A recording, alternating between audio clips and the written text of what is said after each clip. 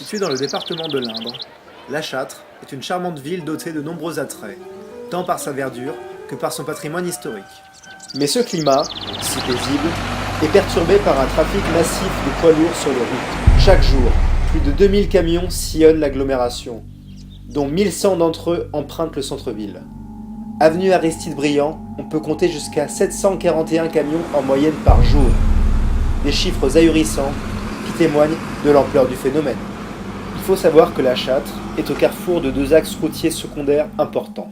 Un axe ouest-est reliant Poitiers à Mâcon, ainsi qu'un axe nord-sud reliant Orléans à Brive. Le passage de ces camions s'accompagne inévitablement de dangers. Vitesse excessive, danger pour les piétons, dégradation de la voirie, gaz d'échappement, bruit, vibrations dans les habitations, la liste des nuisances générées par les poids lourds est bien longue. Il y a le danger avec tous les écoliers qui passent sur le passage clouté qui est devant nous. Et si vous voyez le nombre d'élèves qui traversent à cet endroit, il y a un risque énorme. La solution à toutes ces nuisances est le contournement poids lourd de la ville. Cette déviation permettrait de préserver le centre-ville de La Châtre des nuisances occasionnées par le trafic des camions. Gain de temps, sécurité pour tous, la vie des castrés ne s'en trouverait que meilleure. Cependant, beaucoup de commerçants craignent une désertion des clients du centre-ville, et de ce fait, une perte significative de chiffre d'affaires. Pourtant, il faut savoir que d'autres agglomérations, comme Châteaumeillan, disposent, elles, d'un axe de contournement, et sont la preuve que les commerces ne s'en retrouvent pas pénalisés.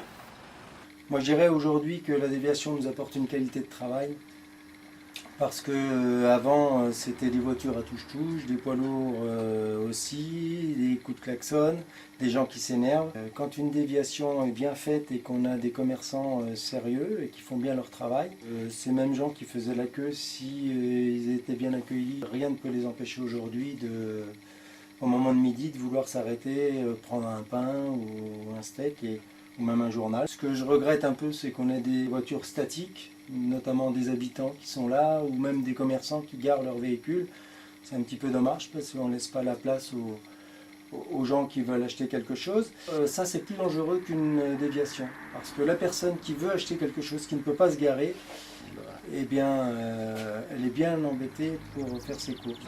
Pour La Châtre, un tracé a d'ores et déjà été étudié. Contournant la ville largement, assez longue pour couper l'envie aux voitures de l'emprunter, cette déviation traverserait les communes avoisinantes. Elle couperait également des zones délaissées de toute activité, comme les ribates. Avec ses 300 mètres de largeur, peu de nuisances sont à prévoir pour les habitants proches de cet axe. Ce projet peut être réalisé en 3 ou 4 phases, et même sur plusieurs années, pour en faciliter le financement. Les conseils municipaux, déjà consultés à ce sujet, sont quant à eux favorables à ce contournement et le soutiennent. Nous avons décidé, au niveau de la commune de La Châtre en 2007, de créer cette association pour demander à nos politiques, pour booster un peu nos politiques plutôt, pour pouvoir faire ce contournement. Il faut savoir que ça représente beaucoup d'argent, c'est sûr, que notre département n'est pas énormément endetté, que notre département ainsi que la communauté de communes de La Châtre qui sont favorables pourraient prendre une partie du budget. Simplement, il nous faudrait une petite aide de la région qui aujourd'hui a décidé de consacrer uniquement ces aides sur la voie ferrée. Nous n'avons pas de voie ferrée, donc nous ne voudrions pas rester La Châtre avec nos poids lourds en centre-ville, les oubliés du département de l'Indre. Ce projet avec vous est possible, alors tous ensemble, unissons-nous pour que le contournement voie le jour.